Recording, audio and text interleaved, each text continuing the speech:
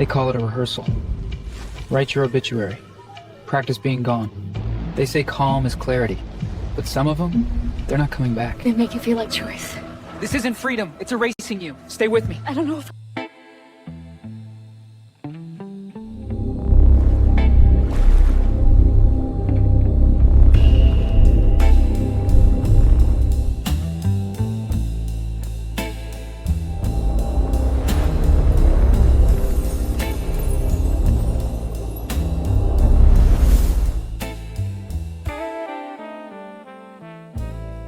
Episode 2, The Second Initiation. Told by Calder Rowan, death is the most democratic event we have, which is partly why people spend their lives trying to privatize it. They do it with euphemisms, past, departed, no longer with us, as if the right phrasing could soften the physics.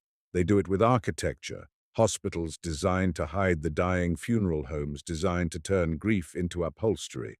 They do it with philosophies sold in 12-week cohorts, subscription plans, and silk bag retreats that promise you can integrate mortality the way you integrate a software update. The Bay doesn't cooperate with that kind of denial. The water takes what it takes. It doesn't negotiate. In the morning, it reflects the sky with the ruthless accuracy of a mirror. At night, it becomes a field of moving ink. And you remember the thing humans hate most, the inability to see the bottom. I'd been staring at the bay through the office window when Lin May came in, carrying her laptop and a look that meant she'd found something she didn't want to have found.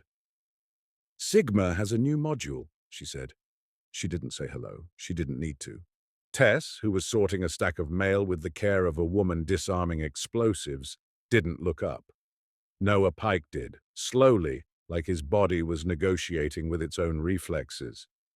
Noah had been back in the office for 2 days. Physically, anyway.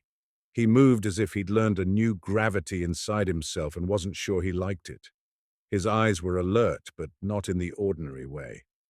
He was watching for cues, like a dog that has been trained with a whistle nobody else can hear. "What module?" I asked Lin May. She turned her screen toward me. The interface was the same minimalist austerity as before.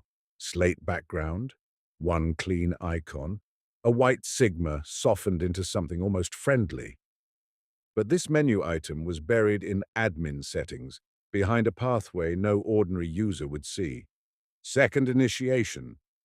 Under it, a date range, a location tag that was deliberately vague, and a short phrase that made my skin cool.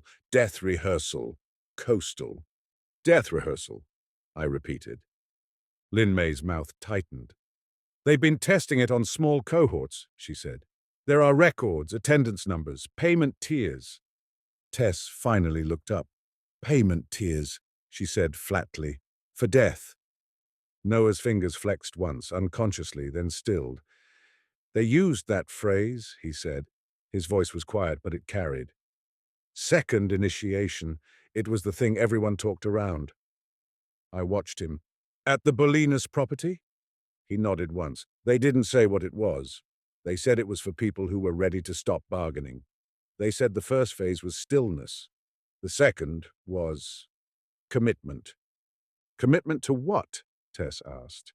Noah's gaze unfocused slightly, as if he were rereading a line of text on the inside of his skull.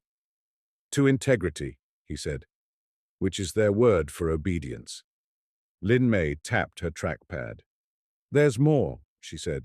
"I found a list of candidates. People flagged by the system as high compliance readiness." She didn't look at Noah when she said it, but she didn't have to. Noah's name was on the list. So was mine. I didn't react. Or rather, I did the thing I'd learned to do in intelligence work. I reacted internally, in a place that wouldn't give away my position. "Is this the same organization?" Tess asked. "Same ecosystem," Lin May said. "Same vendor signature. Same data plumbing." The vendor. Kithra Labs. The name sat in my mind like a stone in a pocket. Mythic Island. Defense-adjacent biometrics. Private servers. A company that knew how to make the body talk. Outside, the bay shifted. Light moved across it like a hand-smoothing fabric. Then the receptionist downstairs buzzed again. "Calder," she said. "I have a family here. They're not tech. They look like they drove in from somewhere inland. They asked if this is where they can find someone who understands high-control groups. I glanced at Noah. He was looking at the floor, jaw set. He wasn't afraid. That's not what it was. It was something harder, the knowledge of how quickly a mind can be recruited into surrender. "Send them up," I said. They came in as a unit, a man, a woman, and a third figure hovering behind them like an afterthought, a young adult in a hoodie, eyes red-rimmed, face arranged into neutrality with the effort of someone who had spent the last 48 hours denying panic. The man introduced himself first. "Marcus Holloway," he said. His voice had the flattened steadiness of a person who worked in medicine or law, someone trained to speak calmly even when the subject matter refuses. "This is my wife, Elaine," he continued, and the woman nodded without smiling. She looked composed in the way grief sometimes looks before it fully arrives, immaculate, rigid, and fragile beneath. The young adult behind them didn't speak. Marcus half-turned and his hand drifted backward, as if to touch the shoulder of the third figure, then stopped in midair and dropped. Touch wasn't enough. "Our child is missing," Elaine said. Her voice was the one that carried the fact. I waited. It's a habit. People who are scared want to unload information too quickly. They scatter the important details like coins thrown in a dark room. Silence makes them stack their story in an order that can be examined.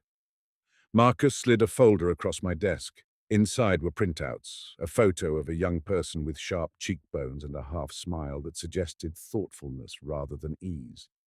A screenshot of a website with tasteful typography, an email thread with clipped professional language. The website's header read, "Morrow House, a structured encounter with mortality." Under it, a tagline, "A rehearsal for the only certainty." On the corner of the page, the softened sigma symbol. I held the folder and felt again that shift in current. "What's their name?" I asked. "Wren," Elaine said. "Wren Holloway." "And how old is Wren?" I asked. 19, Marcus said. "First year at Stanford." Stanford, of course. The university itself sits like a quiet temple of ambition. It produces people trained to believe they can solve most problems, and thus uniquely vulnerable to any program that claims it has solved the one problem nobody can outsmart. "Tell me what happened," I said. Elaine inhaled. "Wren has always been thoughtful," she said, as if the word were both a compliment and a liability. "Not depressed, not unstable, just curious," Marcus supplied. "They've been taking a class on—" He glanced at the hoodie-wearing figure behind them, then continued. "On death and meaning. Some interdisciplinary seminar." "And they went to this retreat," I said. "Yes," Elaine said. "A friend from campus told them about it. Invite only. Research-based. Not spiritual." Her mouth tightened around the phrases. "We didn't think—" "You didn't think it was dangerous," I said, "because it didn't look like danger." Marcus nodded. "Wren said it was a weekend," he said. "They said it was in a coastal facility. They signed a waiver, an NDA. They said phones weren't allowed because it interferes with the process." Tess made a small sound of disgust, but she didn't interrupt. "And then?" I asked. "They didn't come home," Elaine said. Her composure cracked on the word home. "They didn't come back to campus. Their roommate said they packed a bag and left. That was 4 days ago." "And the police?" I asked. Marcus's jaw flexed. "They said Wren is an adult," he said. "They said there's no evidence of coercion. They said maybe Wren is taking time." "Marcus is an ER physician," Elaine added abruptly, as if it mattered. "He knows what denial looks like when people call it optimism." Marcus didn't look at her. He stared at me, and I recognized something in his gaze, a person who has seen bodies fail and believes the mind should be spared the same fate and cannot tolerate that he might be wrong. "And you?" I asked Elaine. "What do you do?" "I'm an archivist," she said, "at the State Library." That made sense. People who work with archives learn early that lives leave traces, and those traces are easy to lose. The hoodie-wearing figure behind them finally spoke, voice raw. "I'm Sasha," they said. "Wren's older sibling." I glanced up. "Sasha," I repeated. They nodded. "Wren's not the kind of person who disappears," they said. "And they're not the kind of person who gets swept up in weirdness. They're not—" Sasha stopped, swallowing. "They're not naive." The word hung in the room like an accusation. No one wants to be the family of someone who could be recruited. "Naive isn't the right word," I said. "Vulnerable is. Everyone is vulnerable to something." Elaine looked at me as if she wanted to agree, but couldn't afford it. "We found something," she said. "In Wren's room." She pulled another sheet from the folder and handed it to me. A printed preparation checklist from Morrow House. Arrive rested. Avoid alcohol for 72 hours. Bring one object of personal significance. Write a letter you may never send. Be ready to release the story you call me. At the bottom in smaller type, second initiation candidates will be contacted separately. I looked at Noah. His face had gone pale beneath its calm. "Second initiation," I said quietly. Noah nodded, barely. Marcus leaned forward.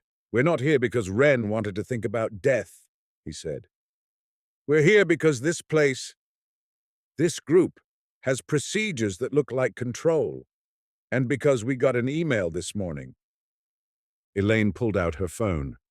"From an address we don't recognize," she said. It said, "Wren is safe. Please respect their process. Fear of death is the last addiction. Interrupting treatment is harm." "Treatment," Tess muttered. "And attached," Marcus said, voice tightening, "was a document, something like a score." I felt my stomach go still. Elaine handed me another printout. A clean graph, the kind you might see in a sleep study report or a fitness dashboard. At the top, subject, Wren Holloway. Mortality resistance, elevated. Release readiness, moderate. Next protocol, second initiation. Below, a timestamp. That timestamp was last night. "Wren is alive," Elaine said, as if forcing the statement to become true. "Alive is a word that has definitions," I said. "We'll find out which one applies." Marcus's hands were clasped so tightly his knuckles had whitened. "Can you get them back?" he asked. I looked at my team, Lynn May with her laptop, Tess with her folder, Noah with his eyes fixed somewhere far inside himself. And then I looked at Marcus and Elaine and Sasha, who had the desperate, dignified look of people who had reached the end of what normal institutions can offer. "Yes," I said, "or at least I can find out what's happening to them and make sure you're not being lied to." It wasn't a promise. It was an intention. Promises are how cults sell their futures. I took the retainer. I didn't set a time estimate. I don't believe in comforting schedules. After they left, Tess leaned back and exhaled like she'd been holding her breath for years. "Okay," she said. "So now they're turning death into an onboarding funnel." Lynn May clicked through her screens.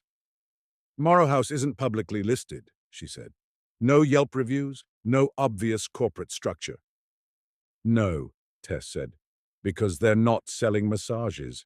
They're selling the one fear nobody can refund." Noah spoke without looking up. "They're using ego death language," he said. "I heard it inside the stillness group. Release the story you call me. That's not therapy. That's identity erosion." "And why is that useful?" I asked, though I already had theories. Noah's jaw tightened. "Because if you can convince someone their identity is the problem," he said, "you can replace it with whatever you want." Lynn May's eyes flicked to mine. "Calder," she said. "Want the bad news now or later?" "Now," I said. She turned her laptop so we could all see. "Sigma's backend shows Morrow House as a partner site," she said. "Same data routes, same Kithera certificate chain. And," she hesitated, then continued, "their admin logs show a scheduled transfer. Wren is flagged for relocation in 12 hours. "Relocation to where?" Tess asked. Lynn May shook her head. "Unknown," she said. "The tag just says, desert." Noah's hands curled into fists. "That's where second initiation actually happens," he said. The room fell quiet. In the 15th century, Europeans wrote manuals called Ars Moriendi, the art of dying. They were practical, moral, and in their own way, compassionate. Instructions for how to meet death without panic, how to keep your mind from being hijacked by fear at the end. It was a social project. Death was public, close, unhidden. People died in their beds with family present, and the community held the ritual. We don't do that anymore. We outsource death to institutions and pretend it isn't happening until it crashes through our lives like a vehicle. When you remove the communal art of dying, you create a market gap. And markets are filled. "Divide it," I said. "Lin May, find the location. Get me any comms, any travel paths, any vehicles, Tess, money and property. Who owns Morrow House? Who pays Kithera? Who benefits when someone releases their identity?" Noah looked up, and his eyes were steady now. "I'll read their language," he said. "And I'll go in with you." "You sure?" Tess asked him. Noah didn't flinch. "If I don't," he said, "they'll keep using my brain as proof of concept." He was talking about more than this case. He was talking about his own survival.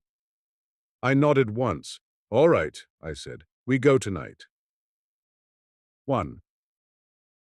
When you want to sell an idea in California, you call it a lab. Not because it's scientific, but because the word lab allows you to do almost anything under the cover of experimentation. You can violate social norms and claim you're learning.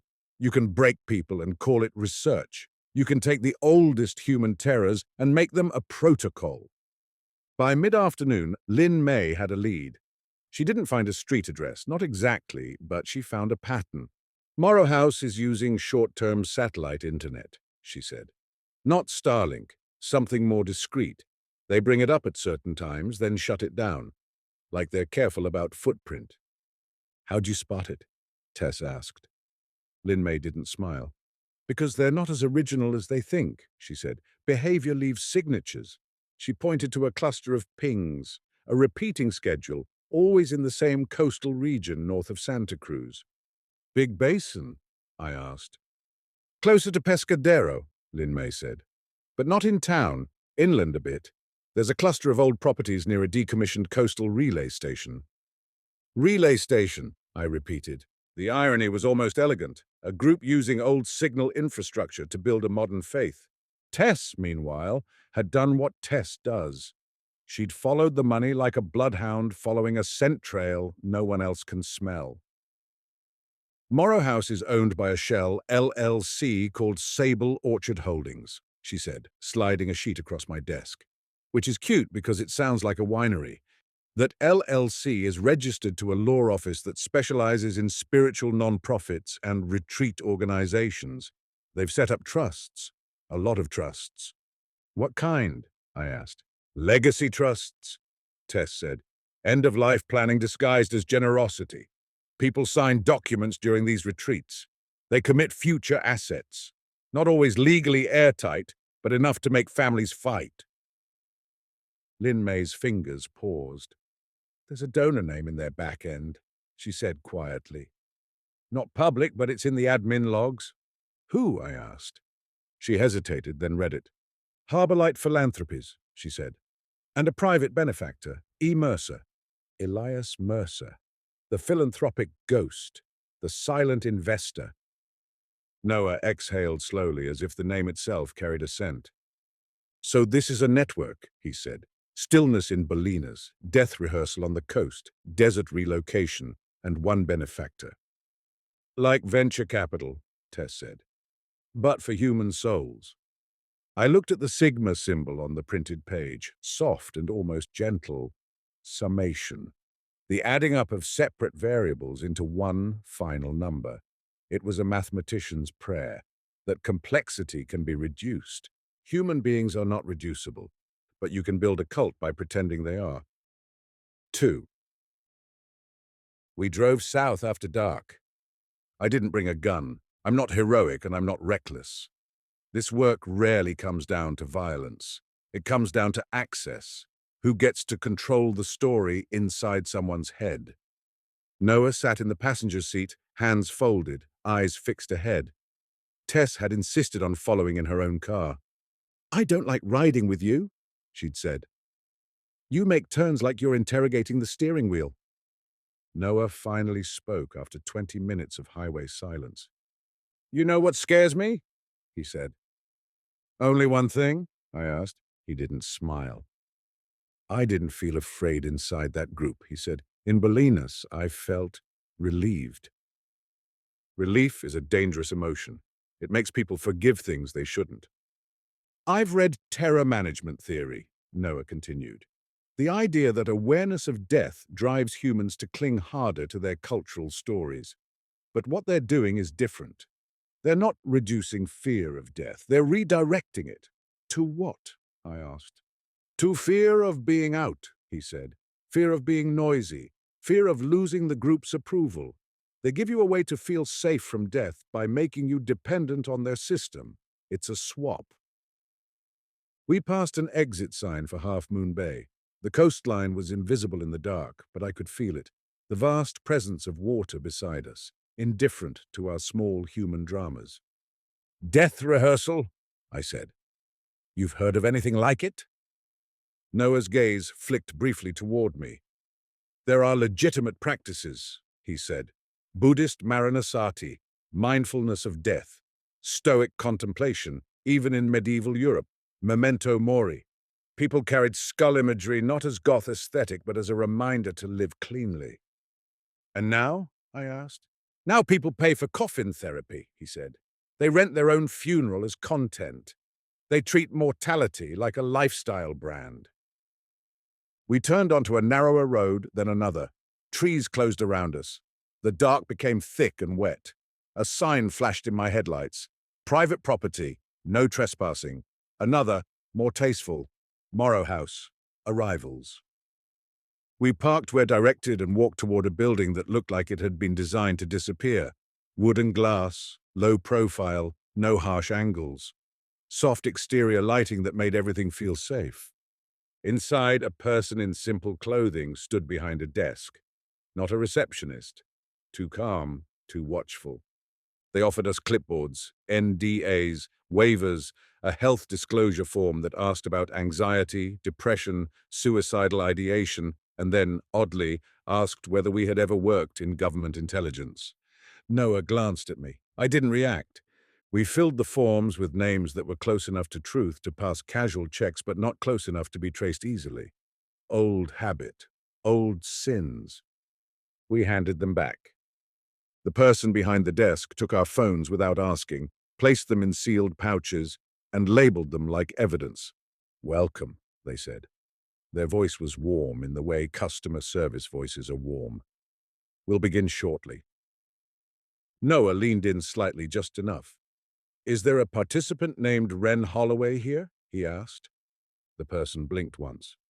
"We don't confirm names," they said. "It interferes with the process." Noah's jaw tightened. I placed a hand on his elbow, not to restrain him, but to remind him of our posture. We weren't here to win an argument. We were here to extract a person. A second staff member approached, carrying small black boxes. "Your ring," they said. Inside each box was a matte black band, almost identical to the one Phoebe Sloane had left on her kitchen table. On the inside of the lid was the Sigma symbol and a line of text, "Silence is integrity." I slipped it on.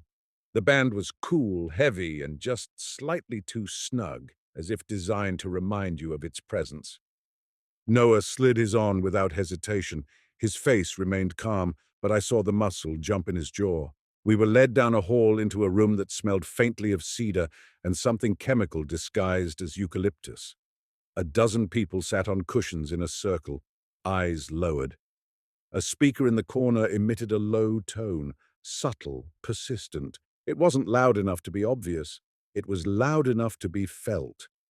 A woman stood at the front of the room. She wasn't Arden Lark. This woman was older, perhaps in her 50s, with dark hair pulled back and a posture that suggested authority without flamboyance. She wore no jewelry, no dramatic clothing. The absence of ornament was its own signal. "My name is Dr. Mara Sable," she said. Her voice was calm, clinical. If she'd told me she worked in hospice, I would have believed her. Welcome to Morrow House, she continued. You're here because you understand something most people spend their lives avoiding. The terror of death is not rational. It is a nervous system habit. I watched the participants. Some nodded slightly, as if grateful for permission to feel what they already feel. In the West, Mara Sable said, death has been medicalized and hidden. Philippe Arias wrote about this decades ago, the forbidden death of modernity.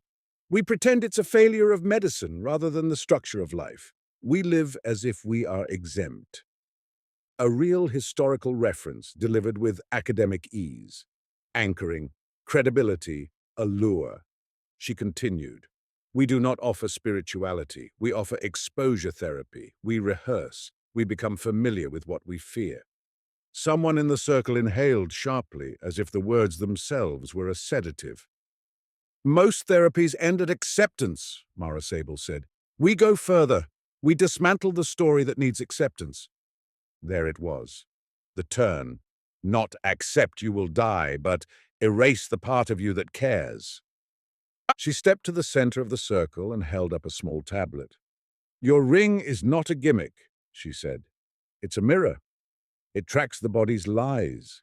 It shows you when you think you are calm, but are merely suppressing. I felt the ring against my skin like a listening ear. We begin with death rehearsal, she said. Not because we want you to die, because we want you to stop dying every day in small, unconscious ways. That line landed. It was well crafted. It carried just enough poetry to bypass skepticism. It was also deeply manipulative. Noah's gaze met mine for a fraction of a second. He had the same thought. The beauty of the language is part of the trap. Mara Sable spoke for an hour. She referenced Kubler-Ross's Stages of Grief. She referenced Ernest Becker's The Denial of Death, the way Becker argued that much of human culture is an elaborate defense against mortality. She invoked Heidegger's being toward death as if it were a product feature. Each reference was real. That's what made it effective. Then she shifted. We have an initiation here, she said. A voluntary threshold. If you choose it, you will experience what it means to release identity. Noah stiffened almost imperceptibly. We call it the second initiation, Mara Sable continued. It is not for everyone. It is not for those who want to remain noisy. She smiled gently on the word noisy. The room's collective nervous system flinched, then settled. A micro-conditioning. A cue followed by reassurance. And those who complete it, she added, often find their lives reorganize around integrity. Integrity. Obedience. I looked around the circle. People were holding their hands together like children in church, even if none of them believed they were in church. I saw 3 seats to my left a young person with hair cut short and a face I recognized from the Holloway family's photo. Wren. They were thinner than the picture, eyes ringed with fatigue. They sat very still, gaze lowered. Their hands were folded neatly in their lap, the ring visible on their finger. If I'd walked past them in a cafe, I might have thought they were simply disciplined. In a different context, stillness can look like health. In this context, it looked rehearsed. Mara Sable ended the talk with a simple instruction. Tonight, she said, you will write your obituary. No one laughed. No one protested. The room accepted the assignment the way students accept a syllabus. We were led to small, individual rooms. Clean, sparse, hotel-like. On the bed was a notebook and a pen. On the desk, a printed prompt. Who would you be without your fear? I closed the door and sat in the chair without moving. I'd been taught in Japan that death awareness is not a theatrical exercise. In Zen, you don't rehearse dying so you can feel special.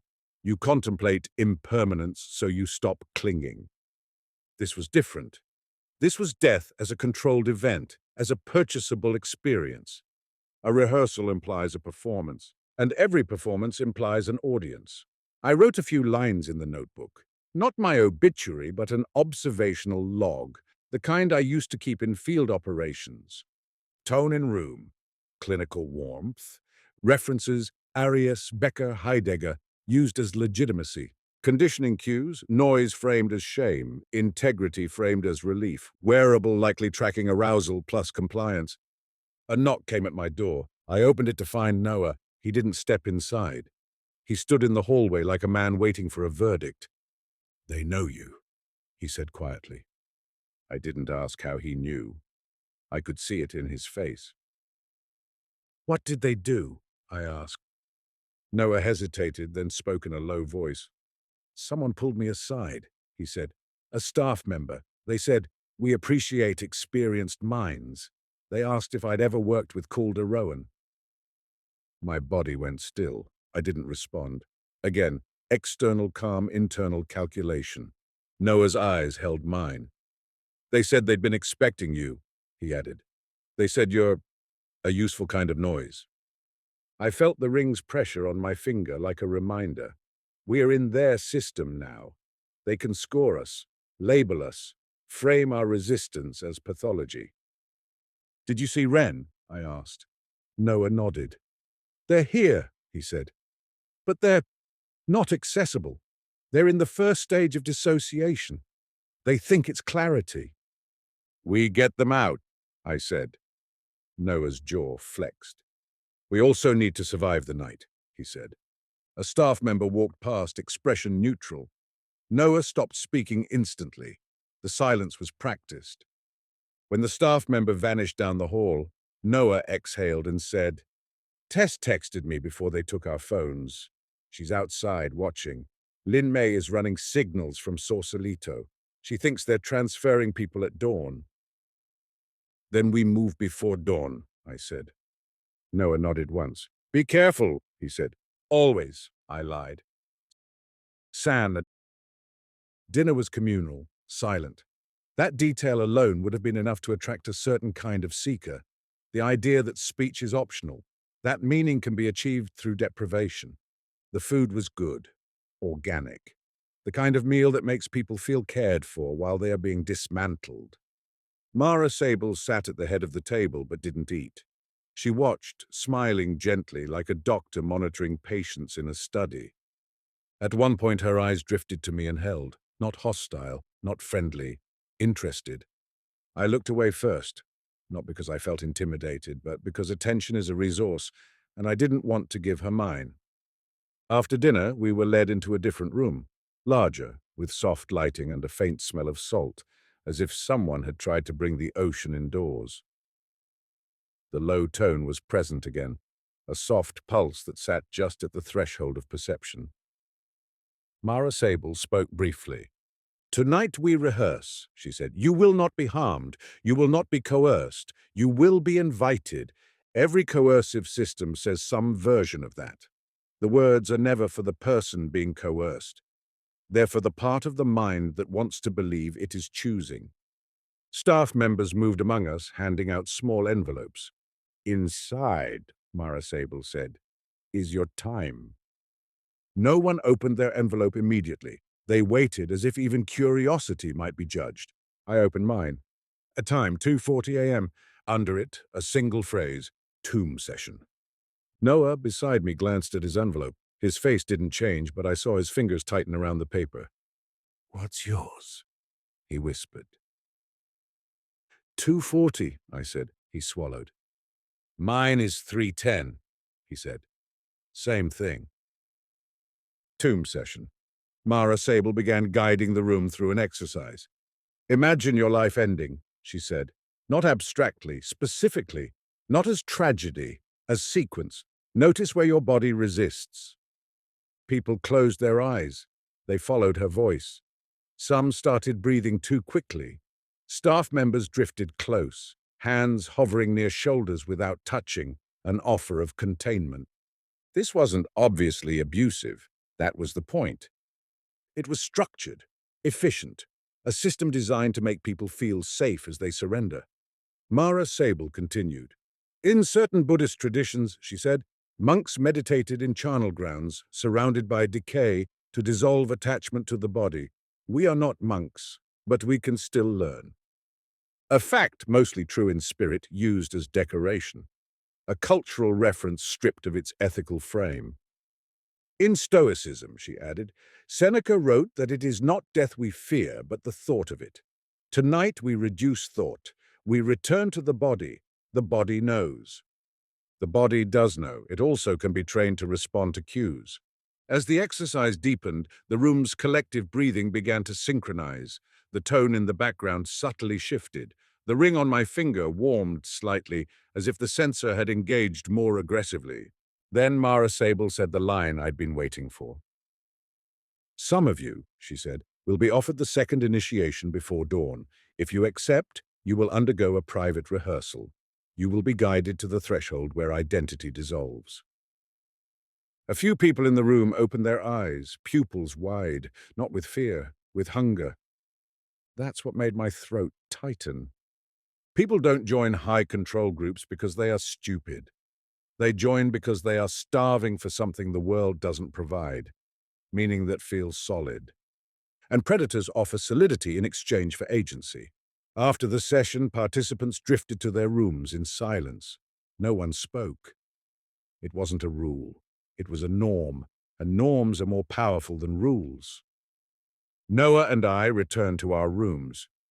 In the hallway, I caught sight of Wren being guided by a staff member toward a side corridor.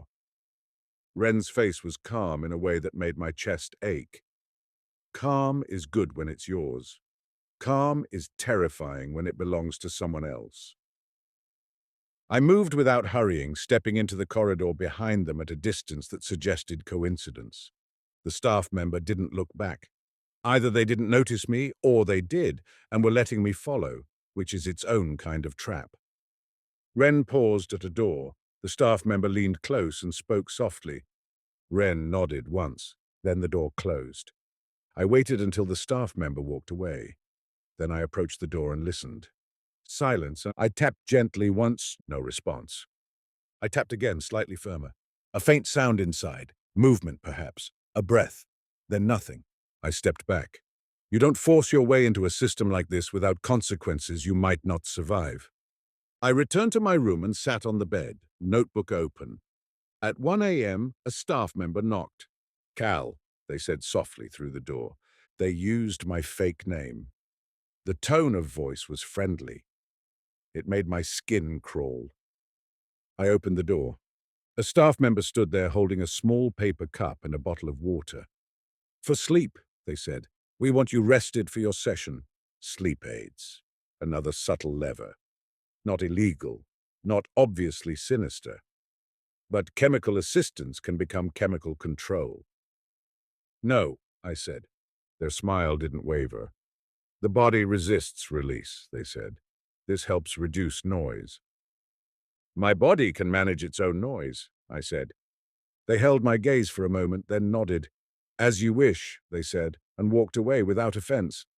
A refusal noted. A data point logged.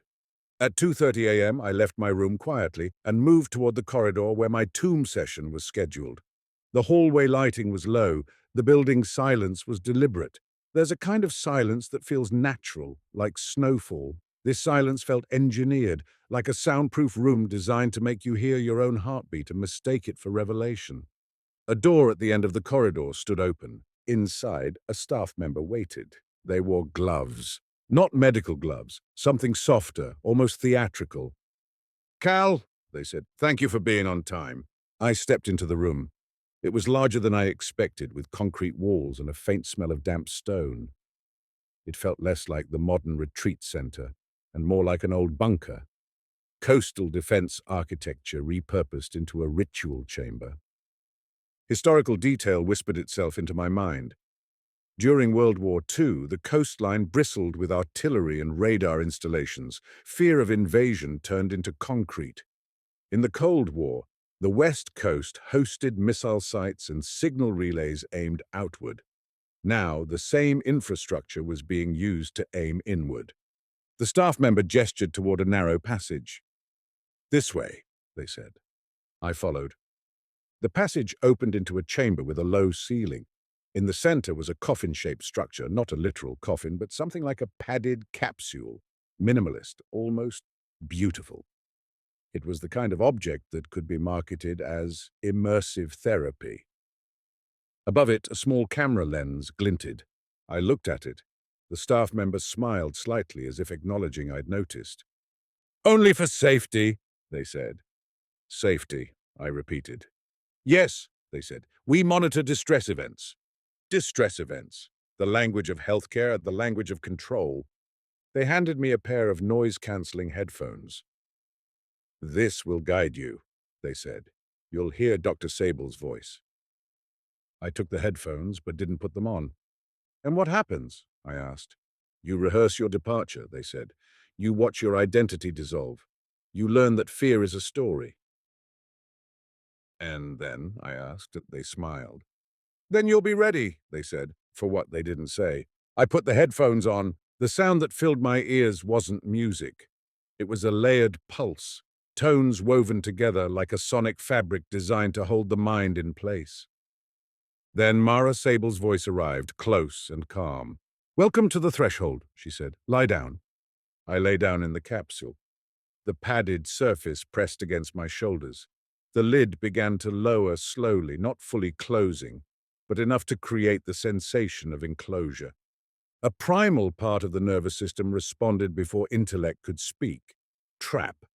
My ring warmed again as if the system had leaned closer. "Breathe," Mara Sable said. "Notice resistance as noise." The tone in my headphones shifted. My breath wanted to synchronize with it. I resisted that instinct. "Fear is not wisdom," Mara Sable murmured. "Fear is habit." The lid lowered a fraction more. My heart rate increased. I could feel it in my throat. "Observe," she said. "Do not interpret. Let the story end." I thought of Hoshino Ryosen, my Zen teacher in Japan, sitting on a tatami mat in a cold room, his face calm without performance. He would have called this violence with incense. Mara Sable's voice continued, guiding me toward a place of narrowed attention. The tones in the headphones kept shifting like a tide. Then she said softly, "Now imagine the moment you choose to exit." The phrase hit with deliberate precision. Choose to exit, not die, not end. Exit, like a program, like a subscription. My hands tightened against the padding. I felt for the first time a flicker of real anger, because I knew what this was. In the intelligence world, there are techniques designed to break a person's sense of continuity, sleep disruption, sensory manipulation, controlled environments that make the mind seek any anchor available. In the spiritual world, there are ethical practices that encounter death awareness with compassion and integration. This was neither. This was a productized threshold experience designed to make a person surrender their narrative and accept a new one. Mara Sable's voice softened, intimate. "Some of you," she said, "will feel the urge to fight. That urge is the ego defending its illusion." Ego, another word used as weapon. "Let it go," she whispered. "Release." The lid lowered again. I realized the capsule wasn't just symbolic. It was functional. It could close completely, and it had a lock. My fingers found the edge of the lid and held it. The audio tone changed sharply, an alarm disguised as harmony. My body reacted. Breath hitch, heart spike. The ring warmed hotter, like it had something to prove. "Cal," Mara Sable said softly, "you don't have to control this." Her voice was live now, not recorded. That fact landed like a cold hand on the back of my neck. She was listening, not metaphorically, literally. I kept my hand on the lid. "I'm not controlling it," I said aloud. My voice sounded strange in the enclosed space, like it belonged to someone else. "I'm choosing." Silence in my headphones. Then Mara Sable laughed softly, almost affectionately. "Yes," she said, "you are." The lid stopped moving. "Good," she said. "Now we can proceed." My ring vibrated, one pulse, then another, and a small, calm voice in my ear said, "Your stillness index is extremely low, not stillness index." That was episode 1. This system had different metrics. Mara Sable continued. Mortality resistance is elevated. That's expected for someone like you. Someone like you. I felt my stomach tighten. Then she spoke the sentence that changed the night. You think you're here to extract a student, she said, but you've been invited for your own initiation. I didn't answer. Answering would give her leverage. Silence is not always surrender, sometimes it's a weapon. Mara Sable's voice softened further. We can help you, she said. You carry an old injury, an operation that went wrong. Innocence harmed. You think you've atoned by becoming a detective. The words slid under my ribs. She didn't know those details from my face. She knew because someone had researched me, or because someone had access to things I didn't like thinking about. Kithra Labs, Defense Adjacent, Immerser, Philanthropic Ghost. This wasn't just a cult, it was a sophisticated system with reach. My hand remained on the lid. And Wren? I asked. A pause. Wren is safe, Mara Sable said. But they are ready. They've been selected. For what? I asked. Mara Sable didn't answer directly. She never would. Direct answers are for people without power. You want to save them, she said. But what if their fear of death is the thing destroying them? What if release is mercy? The manipulation was elegant. Frame extraction as harm. Frame surrender as compassion. I've worked with dying people, Marcus Holloway had said. He'd seen death. He wasn't afraid of it as concept. He was afraid of what this place might do with it. Mara Sable continued. We are not a cult, she said. We are a corrective. A corrective, as if humans are errors. I felt the ring vibrate again, a pulse pattern like a heartbeat. Then my headphones cut out. Silence flooded in. Not calming silence, technical silence, the kind that means someone has unplugged something. The chamber door opened. Footsteps. The staff member. Time, they said. The lid lifted smoothly, as if the capsule had never been threatening. I sat up. The staff member offered a hand. I ignored it. As I stood, I saw, on a small screen mounted on the wall, my data, graphs, numbers, a live feed of my face. At the top, subject, Calder Rowan, mortality resistance high, compliance readiness unusual. Next protocol pending, my real name. My blood cooled.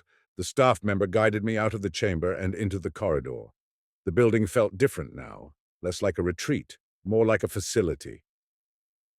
At the corridor junction, I saw Noah being led toward another door. His face was calm, too calm.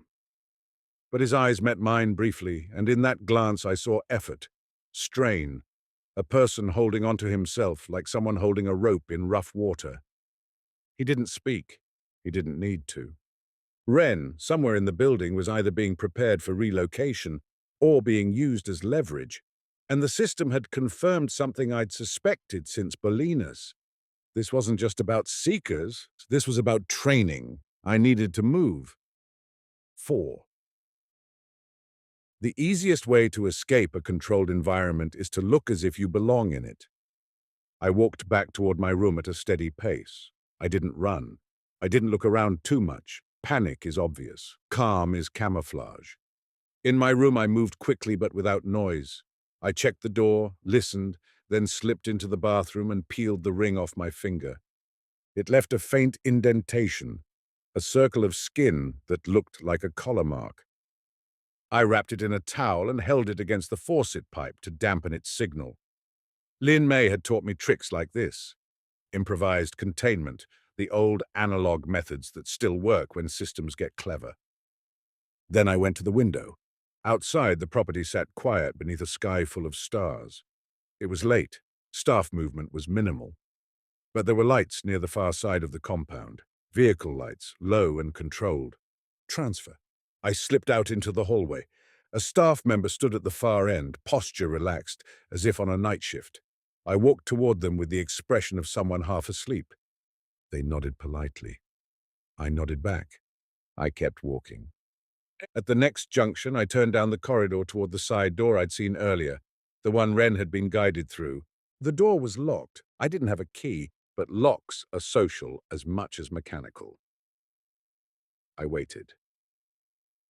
A minute later, a staff member approached from the opposite direction carrying a tray. I stepped slightly into their path with an apologetic expression. "Excuse me," I murmured. "I can't sleep. I need water." The staff member paused. Their eyes flicked to my finger. No ring. A tiny shift. Suspicion. "You should stay in your room," they said calmly. "I'm trying," I said. "My nervous system is loud." I used their language. The staff member hesitated for a fraction of a second. Long enough. I moved, fast, but not violent. My hand grabbed the tray, tilted it, sending water across their shirt. They startled, stepping back reflexively. In that half-second of disruption, I slipped past them and pulled the door handle. It opened, not locked, controlled by compliance, not metal. Inside was a stairwell leading down into something older. Concrete, cold air, the smell of damp stone, the hum of electronics, a bunker. I moved down the stairs quietly. At the bottom, a corridor stretched, lit by low emergency lights. Doors lined the walls. Each door had a small placard with a number. This was not a wellness center. This was a containment architecture. I walked past doors, listening. Behind one, faint sobbing. Behind another, nothing. Behind another, a low voice, guiding breath. Then I saw a placard that made my stomach clench. Wren Holloway. They had a door with their name. This wasn't anonymity, this was cataloging. I pressed my ear to the door. Nothing. I knocked once softly, a faint sound, movement, a breath. I leaned close. "Wren," I whispered. "My name is Calder Rowan. Your parents hired me." Silence. Then very faintly a voice. Flat, calm, almost robotic. "Your noise," Wren whispered. My throat tightened. "That's what they told you," I said, "but I'm also real." A pause. Wren's voice again, quieter.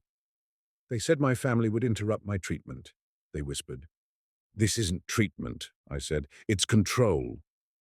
Wren didn't respond. I tried again gently. "Your parents are terrified," I said. "They don't want you to die, Wren." A long pause.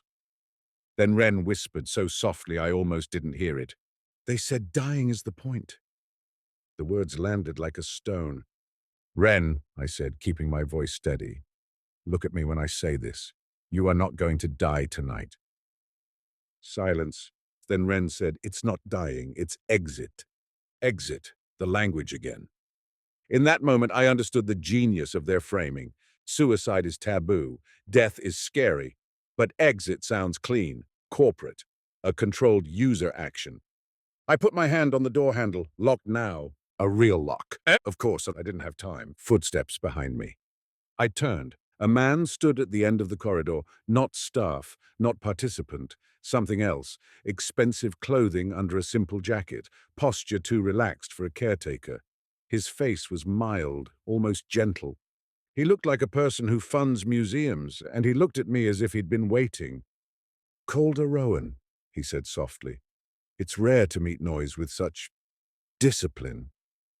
My body went cold. "Who are you?" I asked. He smiled faintly. "A benefactor," he said. "A steward. A person interested in what happens when human fear becomes programmable. Elias Mercer." He didn't say his name, but he didn't need to. The room spoke it. "I don't have time," I said. "You do," he said. "Time is what we purchase." Behind him, more footsteps, staff, people moving into position.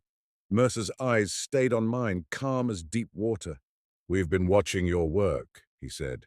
"You recover lost minds. Admirable.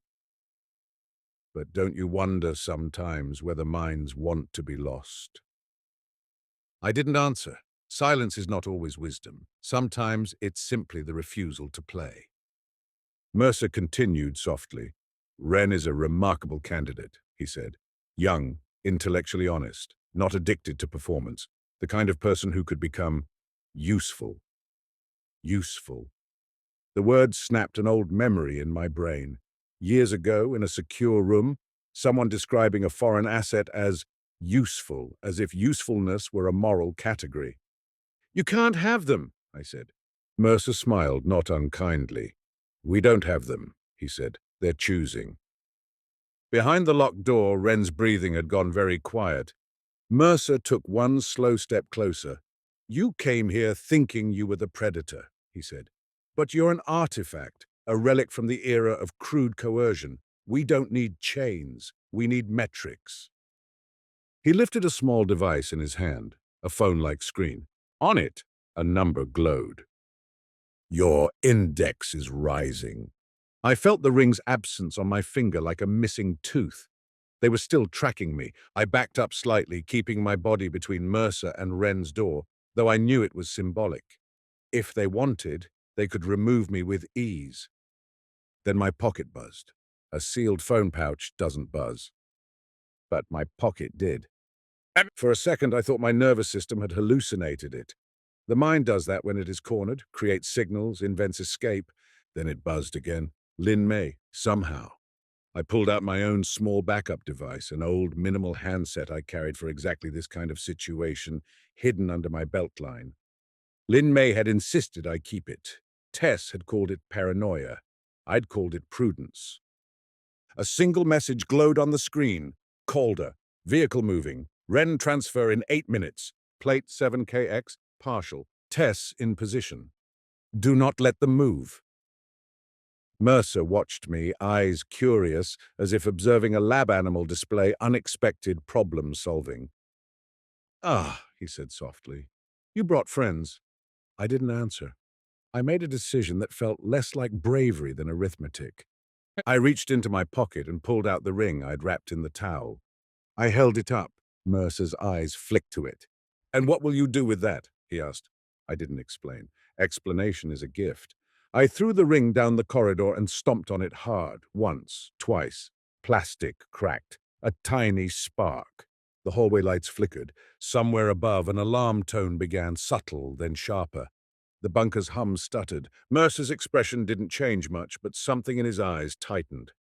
Not anger. Annoyance. The annoyance of someone who has been reminded that physical reality still exists. You're damaging property, he said mildly. I'm interrupting a transfer, I said.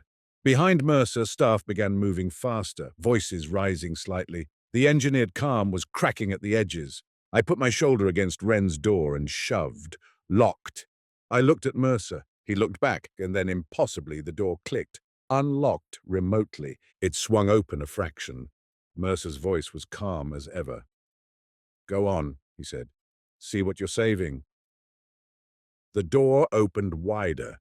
Inside, Wren sat on a narrow bed, hands folded, posture perfect. Their eyes lifted to me. Their gaze was empty in the way dissociation empties a room of furniture. The structure remains, but the life is elsewhere. In their hand was a small envelope, like the ones we'd been given. On it, printed neatly, second initiation. Accepted. Wren's lips moved. You're late, they said quietly. And then from somewhere above, a vehicle engine started. The transfer was beginning. Mercer's smile returned, faint and patient. Choose, he said softly. The student or the truth. I stepped into the room with Wren. The door behind me swung closed, and the lock clicked.